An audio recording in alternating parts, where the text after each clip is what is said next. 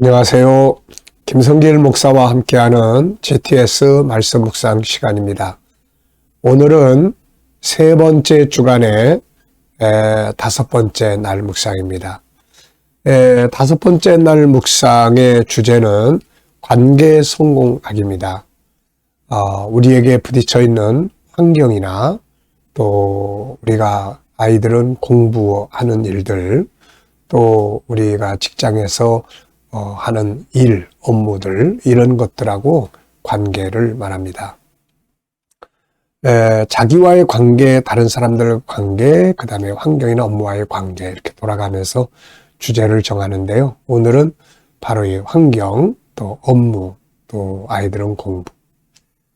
공부와의 관계가 잘 안 좋은 아이들은 공부하기 싫죠. 또 성적도 오르지도 않고, 또 재미도 없고. 그래서 공부를 못하게 되는 거죠. 업무와의 관계가 안 좋은 사람들은 또 업무도 일도 하기 싫고 또 재미도 없고 효과도 없고 이렇게 되는 거죠. 또 우리가 부딪혀 있는 환경과 친하게 지내지 못하면은 환경은 우리를 잡아먹으려고 합니다. 그래서 종노릇하지 않고 환경을 통치하는 관계, 이런 관계를 우리가 가져야 되는 거예요. 근데 감사한 것은 방법이 없는 게 아니에요. 길이 없는 게 아닙니다. 공부 잘하는 방법들이 많이 있거든요. 또 업무 즐겁고 재밌게 할 수 있는 방법들이 많이 있거든요. 그러니까 우리가 힘들면은 힘든데 그치지 말고 또 좀 즐겁게 할 수 있는 방법들을 찾고 그렇게 하는 것이 좋죠. 그래서 관계를, 어떤 관계가 됐든 일을 맡기면 즐겁게 재밌게 할 수 있는 관계를 탁 만드는 게 아주 중요합니다. 자, 힌트 하나 드릴게요. 일을 좀 즐겁게 하려면 여러 가지의 우리가 교육하고 훈련하는 내용들이 있는데 그 중에서 제가 항상 당부하는 것 세 가지가 있습니다. 첫째는 항상 배우는 자세를 가져라. 두 번째는 항상 새로운 변화를 추구해라. 세 번째는 그 일을 통한 그 다음에 자기 비전을 만들어라. 이렇게 되면은 일이 조금 더 의미가 있어지고 또 즐거움이 있게 됩니다. 네. 자, 오늘 그림을 보고 이제 또 정리를 해보겠습니다. 먼저 그림을 보고 제목을 정해보시죠. 그림 밑에 제목이 붙어 있긴 해요. 바다 위를 걷는 베드로. 이게 누구의 발인지 모를 것 같아서 일단 베드로라고 정해놨습니다. 그렇다면은 이제 이런 그림을 보면서 어떤 제목을 정해보고 싶은지 또 어떤 느낌을 받는지 스토리텔링 해보시기 바랍니다. 자, 저는 일단은 제목을 이렇게 정해봤어요. 사람이 바다 위를 걸을 때. 사람이 바다 위를 걸을 때. 사실 사람이 바다 위를 걸을 수 없는 거죠. 어떻게 사람이 바다 위를 걸었습니까? 근데 사람이 바다 위를 걷는 거예요. 그래서 세 가지 의미를 적었습니다. 첫째, 불가능을 가능케 하는 길, 방법이 있다는 거고. 두 번째는 바다 위를 걸을 때 이때 이 마음은 어떠할까? 그리고 이 걷는 이유는 뭐고 왜 걷는 걸까 지금? 또 걷는 목적은 도대체 뭘까? 네, 이런 것들이죠. 세 번째, 내가 걸어가야 할 바다는 무엇인가? 인생의 바다죠. 그래놓고 가만 보니까 바다에 푹 빠질 때도 있었고 바다를 진짜 당당하게 걸을 때도 있었던 것 같아요. 물질적인 바다가 아니고 인생의 바다가 그렇단 말이에요. 자, 두 번째는 분석입니다. 그래서 지금은 어떤가? 바다에 빠져 있나? 바다 위를 잘 걷고 있나? 글쎄요. 지금은 빠져 있는 건 아닌 것 같고 바다 위를 잘 걷고 있는 것 같습니다. 여러분 어떠십니까? 바다 위를 잘 걸으시기 바랍니다. 빠지면 빨리 주님의 손에 위탁 부탁해서 빨리 빠져나와야죠. 두 번째 분석입니다. 여기 보면 눈에 보이는 것은 우선 베드로의 다리, 발 부분이에요. 그리고 바닷물이, 시퍼런 바닷물이 밑에 있습니다. 자, 보이지 않는 부분에는 바다 위를 걷는 베드로의 마음이 어떠할까? 그리고 주님이 이제 앞에 있죠. 베드로가 걷는 목적은 주님께 가려고 한 거죠. 또 주변에 배 타고 지금 이 장면을 보는 제자들도 있고, 그들이 이 장면을 보면서 참 얼마나 부러워했을까요? 네, 놀랐을 겁니다. 그리고 이 사람이 베드로가 바다 위를 걷게 된 이유, 목적, 결과 가다 빠졌죠. 결국. 자, 빠졌을 때와 걸을 때의 차이점이 또 있죠. 우리에게 주는 교훈, 이런 것들은 보이지 않는 부분들입니다. 세 번째입니다. 그림에서 가장 중요한 것은 뭔가요? 걷게 된 이유와 목적. 네. 풍랑 만났을 때 주님 오시니까 유령인 줄 알았는데 예수님이 나야 나 그러니까 제자들이 깜짝 놀래가지고 오 예수님이야 그랬더니 베드로가 너무 반가워서 성질 급한 베드로가 주여 주님이라면 나를 무리로 오라 하세요. 그랬더니 오라 그러니까 베드로가 진짜 탁 뛰어내려가지고 텀벙 걷고 가는 겁니다. 주님께 가기 위한 거죠. 주님께 가기 위한 목적은 참 아름다운 것입니다. 네. 동방박사들의 발걸음 여행이 그래서 아름다운 발걸음이 되는 거죠. 연상법 훈련입니다. 자, 이 장면 보면서 떠오르는 것들. 저는 우선 본문 말씀 마태복음 14장을 생각을 해보고요. 또 이 장면을 보면서 베드로 물질적 바다를 걸었지만 그러면서 떠오르는 사람이 요셉이에요. 요셉. 인생의 험한 바다를 걸었던 사람. 노예로 팔려갔는데 그 노예의 바닷속에 침몰하지 않고 노예라고 하는 바다의 인생의 길을 터벅터벅 걸었어요. 근데 거기도 보면은 하나님이 함께 계셨다. 이런 말씀이 많이 나와요. 인생의 바다를 빠지지 않고 잘 걸었던 사람이 바로 요셉입니다. 또 그러다 보니까 또 떠오르는 사람이 있어요. 다니엘이 떠오르고 바벨론 제국에 포로로 잡혀가지고 역시 불과 같은 인생의 바다를 잘 걸었던 사람입니다. 자, 그러고 보니까 또 저의 인생의 여정도 또 딱 생각나는 게 너무 많아요. 보면은 그냥 푹 빠져가지고 허우적거렸어. 의심의 바다에 빠져가지고 허우적거릴 때, 실패의 바다에 빠져가지고 막 허우적거리다가 감사하게도 그때마다 주님의 손을 붙잡고 다시 일어나서 그 바다를 걸어서 여기까지 온 것 같습니다.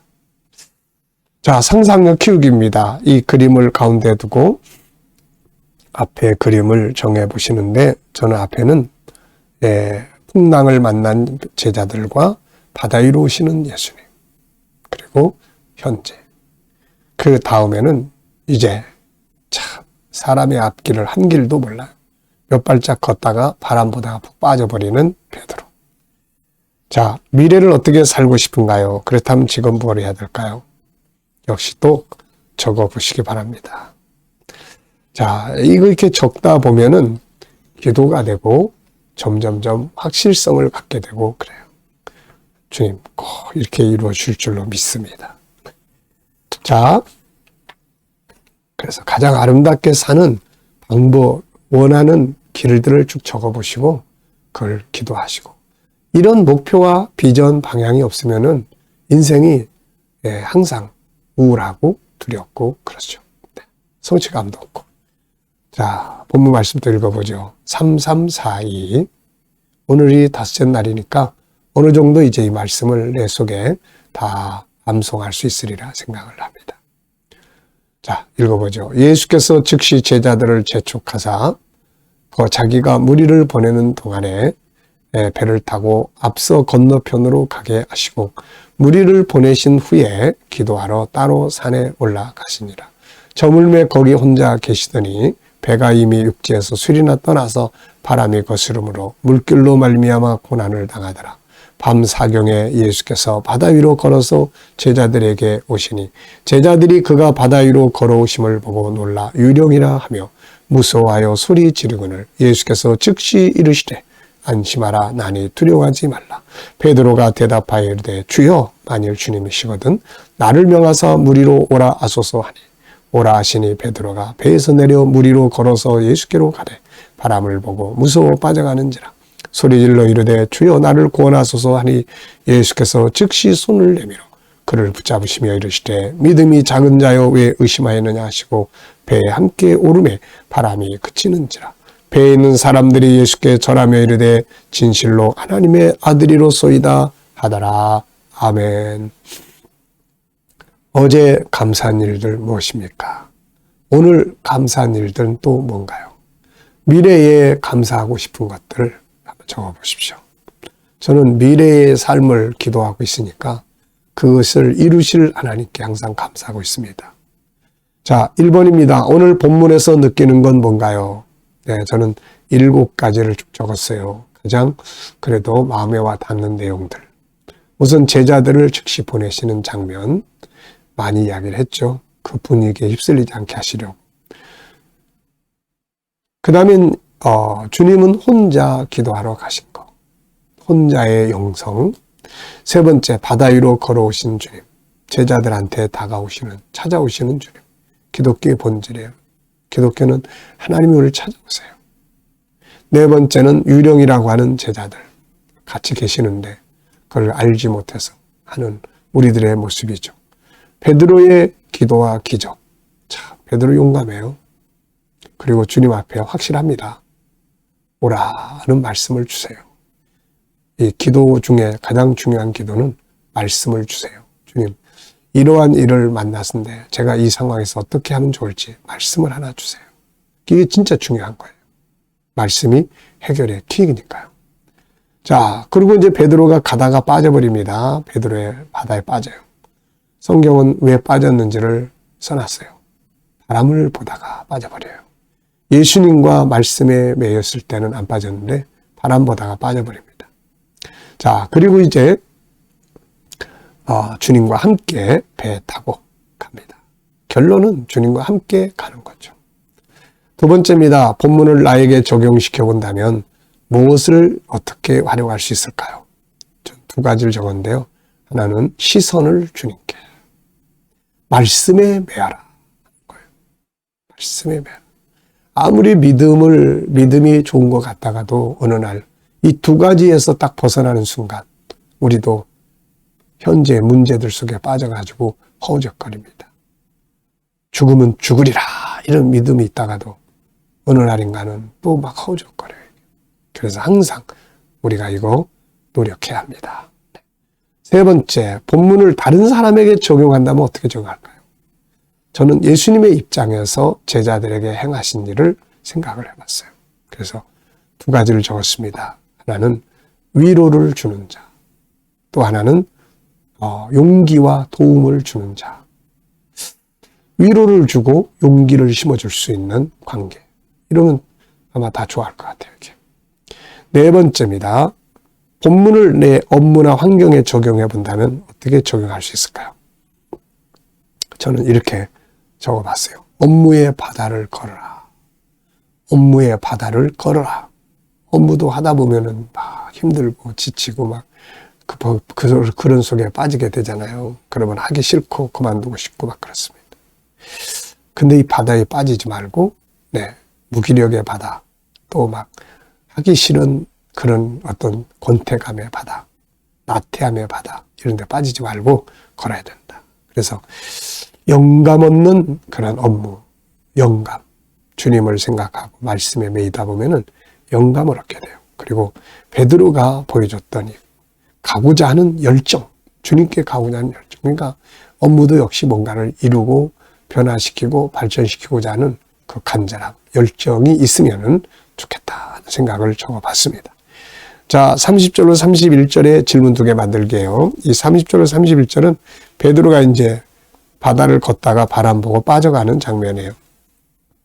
그때 베드로는 소리를 지릅니다. 이게 참 중요한 거예요.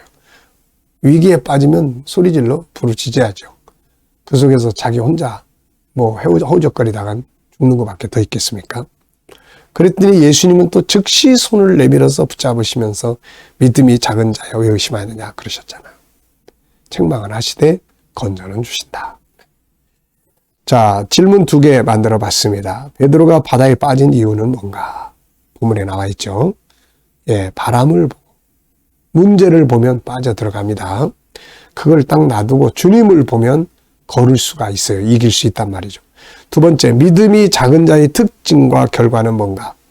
믿음이 작은 자는 의심하는 거예요. 예수님은 왜 의심하느냐 그랬어요. 그러니까 믿음이 작은 자는 의심하는 신앙. 의심하는 신앙은 빠지는 신앙이다. 네. 자, 오늘, 내일, 모레, 금, 토, 일은 EQ 기도문입니다.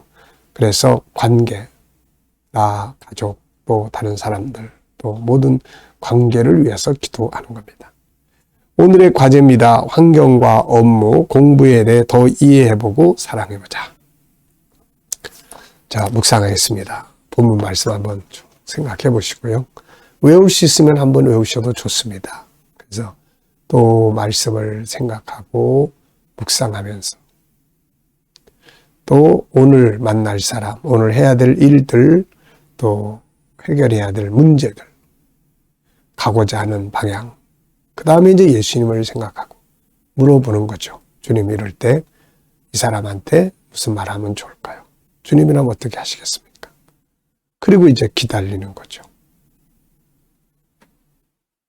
그러다 보면 떠오르는 말씀이 있어요. 지혜가 있습니다. 감동이 있어요. 이걸 영감이라고 합니다. 오늘도 이 영감을 가지고 우리가 세상을 살아갈 수 있길 바랍니다. 기도하고 마치겠습니다. 주님 감사합니다. 오늘도 묵상으로 하루를 시작합니다. 세상의 바다를 걸을 수 있는 은혜와 믿음이 있게 하여 주옵소서. 오늘도 우리 자녀들, 친척들, 동료들, 믿지 않는 자들 다 돌아와 예수 믿고 구원받게 하여 주시고 성도들과 자녀들의 직장과 사업장에 일터에 은혜 주셔서 변화 발전 있게 하시고 새로운 일터를 바라는 자들에게 좋은 일터들이 준비되게 하여 주시고 치료받는 교우들에게는 치유의 능력이 더 강하게 역사하여 주시옵소서. 아버지, 오늘도 이 나라와 민족이 함께 하시고 통치자들에게 지혜를 주셔서 나라를 바른 길로 이끌어가게 하여 주시고 세계 곳곳에 있는 선교사님들에게 은혜 베풀어 주셔서 저희 수고가 헛되지 않게 하여 주시고 주님, 오늘도 관계 잘 가질 수 있도록 은혜 베풀어 주옵소서. 감사하며 예수님의 이름으로 기도하옵나이다. 아멘.